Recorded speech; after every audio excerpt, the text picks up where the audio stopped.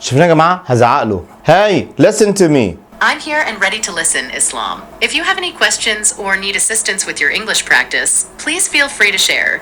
شايفين السيطرة؟ Okay, I want to improve my English speaking skills. So I want you to act like my English private tutor and ask me questions, correct my mistakes and give me the best answer or the improved version, and then give me another question to keep the conversation going.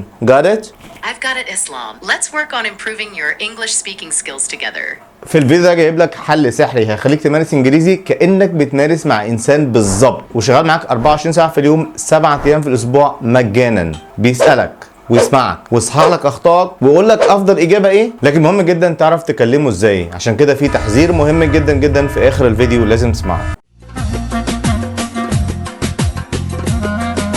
السلام عليكم، ازيكم عاملين ايه؟ يا رب تكونوا بخير. انا اسلام وانت بتتفرج على ايزي انجلش. لو سالتني يا صديقي ايه الحاجه الوحيده اللي تطور الانجليزي بتاعي بسرعه الصاروخ، هقول لك الاجابه في كلمه واحده فقط وهي الممارسه. وعندي دليل.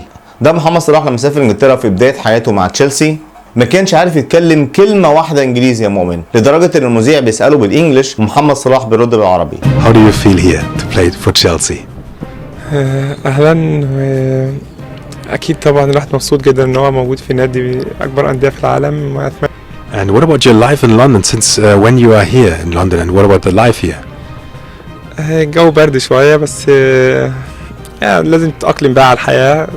طبعا جيت في مكان كبير جدا لازم تعمل كل حاجه عشان خاطر تثبت نفسك فيه. لكن بعد شويه ممارسه ده مستوى محمد صلاح، وعارف الطريقه الصحيحه لتعلم اللغه وهي الممارسه، وعارف من اين تؤكل الكتف. فلما توفقش في انجلترا مع تشيلسي وراح ايطاليا ودي لغه جديده في بلد جديده، فطبق الطريقه اللي اتعلمها وهي الممارسه، وده كان مستواه في الايطالي بعد 6 شهور من وصول ايطاليا. Sì, questa partita è molto importante per noi perché adesso abbiamo solo 2 punti di differenza. Dobbiamo continuare così perché vogliamo vincere qualcosa. خد بقى صديقي الخلاصه، ساعه ممارسه ولا سنه تعليم. وعندي دليل. ده طالب في مصر درس انجليزي لمده 16 سنه وده كان مستواه في الانجليزي. اسمع كده، قاعد في الهرم ما راحش اي مدرسه لكن بيتكلم ما شاء الله 9 لغات باكسنت احترافيه. اسمعوا كده هو بيتكلم انجليزي. طب كلمني انجلش مثلا ده لما باجي ابيعه للاجنبي بقول له would you like some pie necklace $70 American dolls all 35 pounds for the other people about €2. other people in Africa it's about 100 euros Nigerian is like that. طب اسمع الفرنسي كده. Les Français pas cher. Le collier 16 carabis pour 1 euro. 1 euro en 20 livres égyptiennes.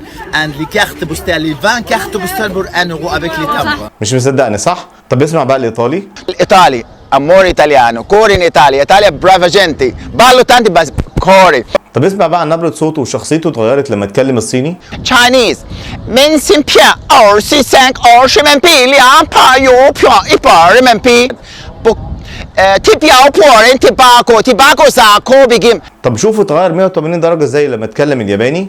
Nikris ishi fon korigashi ni hakuin, ni hakuin yasu kawaii. ولما عمرو ليس التقى بيه في البرنامج بتاعه وقال له يا عم مسعود قول لي ايه السر اتعلمت اللغات دي ازاي؟ قال له انا كنت بسمع الجمله من بق الشخص الاجنبي واكتبها وتاني يوم امارسها. اعرف كل يوم جمله من اجنبي واكتبها بالعربي. يعني مثلا على سبيل المثال مرحب اكتبها بالعربي مرحب باللغه بتاعتنا، وبعد كده اشتغل على نفسي لما اروح البيت افضل احفظ في الجمله، لما اجي تاني يوم اطبقها مع الاجنبي واطبقها معاه. ودي الطريقه الصحيحه لتعلم اللغه، استماع، سمع جمله بنطق صحيح من الاول وبعد كده مارسها and that's it. طبعا يا عم اسلام الممارسه هي الحل، لكن للاسف صعبه جدا. ما اقدرش اسافر لدوله اجنبيه، ما عنديش حد امارس معاه، تطبيقات الممارسه مع اجانب غاليه جدا. في حل ان شاء الله، في حل وبسيط جدا. هتنزل على تليفونك او الكمبيوتر تطبيق من مايكروسوفت اسمه كوبايلوت، والتطبيق ده يا جماعه متطور جدا لدرجه انك هتحس انه في انسان بيتكلم معاك مش تطبيق. تعال بقى نجربه بشكل عملي. الاول يا جماعه هقول له ان انا مستوايا بيجنر، تمام؟ Hey, hello, how are you doing today? I'm here to assist you. How can I make your day better?